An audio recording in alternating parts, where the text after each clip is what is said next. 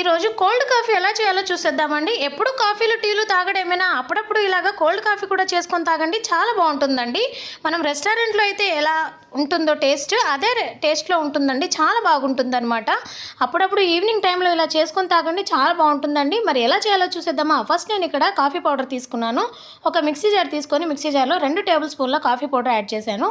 3 table స్పూన్ల sugar add చేసేసి ఒకసారి గ్రైండ్ చేసేయండి. ఇలా గ్రైండ్ చేసిన తర్వాత ఒక 4-5 ఐస్ క్యూబ్స్ ఉంటాయి కదండి, అవి కూడా యాడ్ చేసేసి ఇంకోసారి గ్రైండ్ చేసుకుంటే సరిపోతుందండి. పేస్ట్ లాగా అయిపోతుంది కదా. అప్పుడు 2 కప్పులు తీసుకొని ఆ కప్పులలో ఈ పేస్ట్ని అందులో యాడ్ చేసేయండి.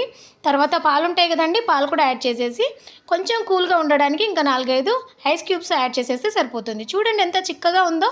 మనకు రెస్టారెంట్లో కూడా ఇదే విధంగా చేస్తారండి, చాలా బాగుంటుంది అనమాట, టేస్టీగా ఉంటుంది. మా సార్కి అయితే చాలా నచ్చేసిందండి, నాకు కూడా చాలా బాగా నచ్చిందనమాట. సూపర్గా ఉందండి. మీరు కూడా ఒకసారి ట్రై చేయండి. ట్రై చేసి రెస్టారెంట్లో తాగడమేనా, ఇంట్లో కూడా తాగొచ్చు కదా. వీడియో నచ్చితే లైక్ చేయండి, సబ్స్క్రైబ్